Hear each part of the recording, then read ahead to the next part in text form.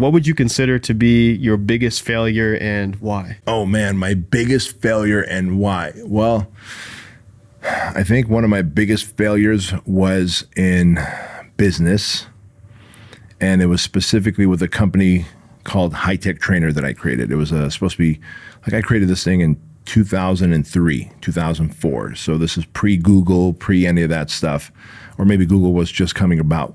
But High Tech Trainer was, before iPhones and stuff, there were these things called Palm Pilots, PDAs, personal daily assistants. And so you would download your workout onto your Palm Pilot and go to the gym and do it. It was like having a personal trainer in the palm of your hands. There's two reasons why it was my biggest failure in terms of my businesses, because I had launched myself into the technology space, but I still saw myself in the fitness space, right? And so I wasn't plugged into the technology world to see that the iPhone was coming around the corner. Well, iPhone comes out in 2007, makes High Tech Trainer obsolete. Like, boof, destroys it. And even before that, I had so many partners, and this could be a really good lesson in terms of our audience.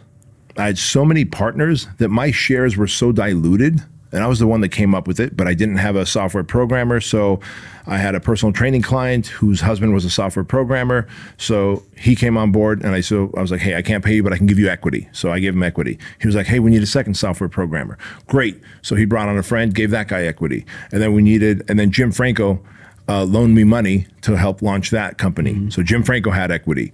And then there was two other people that had equity. And by this point, like, my shares were so diluted. And when you have people that have equity, that much equity, they all feel like they have to have a say in what's going on with the company. Right. I didn't know about having silent investors, right? And so to them, they're like, hey man, I'm as much part of this company as you are. We all had pretty much like the same, like 20% or 18% equity, whatever it was. It was some odd number. But it was like too many chefs in the kitchen, number one.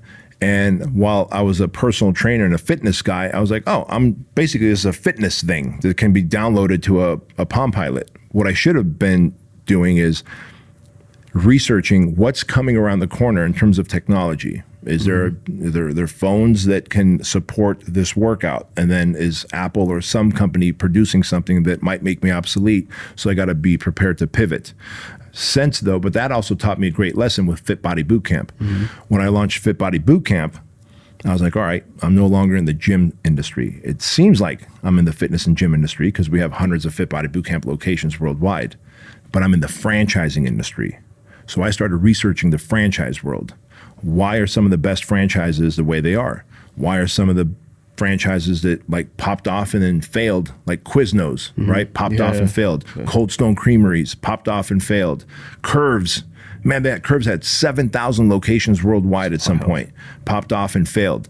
And so I started researching every month, 2 franchises that are thriving, 2 franchise brands that popped off and failed. And I wanted to know exactly why, because I realized now after High Tech Trainer that I'm in the franchising space and no longer in the fitness space, and I got to learn franchising, compliance, dealing with the Federal Trade Commission, 3 audits a year, how franchises are sold. You can't make claims like you can when you're selling fucking whatever, apparel or shoes or whatever. Like, yeah, these shoes will make you run faster. I can't say Fit Body Bootcamp locations will make you more money than opening up your own gym. I can have testimonials say that, but you're dealing with the Federal Trade Commission, franchise disclosure documents. And so I had to like start developing mastery in franchising. Had I developed mastery in technology when I had High Tech Trainer, I would have seen what's coming around the corner, and High Tech Trainer may have been alive and well by now. Listen, I stopped taking all of those and I started taking this, the Truly Wellness Shot. In fact, I created this because I was sick and tired of every morning taking 11 different supplements like turmeric, ginger, cayenne pepper, black pepper, vitamin B12, echinacea, vitamin C, zinc, right? Think about this. If you want to improve your immune system, if you want to fight off inflammation in your body so that you have better gut health, you have more energy, your joints don't hurt, then you're going to want to take all those supplements. And I was taking it twice a day, every day. And so when we created the Truly Wellness Shot, we cut no corners, and we spared no expense. And so in this, you've got something that's going to not only help boost your immune system, but also fight off inflammation. Because if you're a high performer and if you want to get more done, if you want to stay more focused, if you want to make sure that you don't get sick as frequently, then you have to care about your immune system and you have to fight off inflammation, especially if you're an entrepreneur and you're high performing and you have a stressful work day from time to time, right? And so here's what I want you to do. You're going to click on the link in the description box or go to truelean.com and you're going to use the code word Bedros. And when you use my name, Bedros, you'll get 50% off your first subscribe and save bundle. For whatever reason you don't like the Truly Wellness Shot, which I've yet to meet anyone who doesn't, then let us know in your first 30 days. We'll give you a full refund. Part ways as friends. Fair enough? Go check it out. Use the code word Bedros.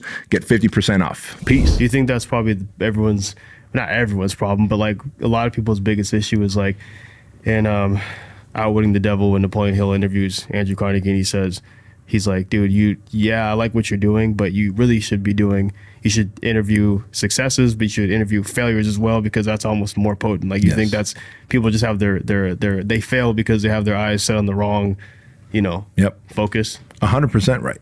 100% right. Because if someone failed, I want to know why you failed, right? I want to know why you failed. Like I could have been like, did anyone else try and create in the last couple of years, like 2001, 2000, 2002, try and create some kind of an online training platform where you can drag and drop workouts onto an iPad, or not an iPad, a PDA.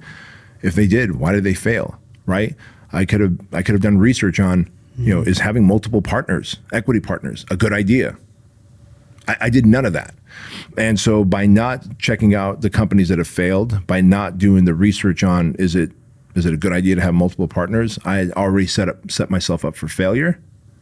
And that's exactly what happened with High Tech Trainer. It had gotten to a point where I was like, the squeeze is not worth the juice. The amount of effort that I was putting in to keep this thing putzing along at 20 grand a month in revenue, by the time there was profits left, maybe 9 grand a month in profits, divided 5 ways. Damn.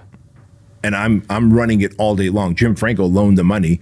He's not running it, right? The software programs are just doing the software part. I'm selling it. I'm marketing it. I'm talking to people on the phone, trying to get personal trainers to use it with their clients. For what? Maybe $1,500 a month? Like that's when I was like, all right, I'm out.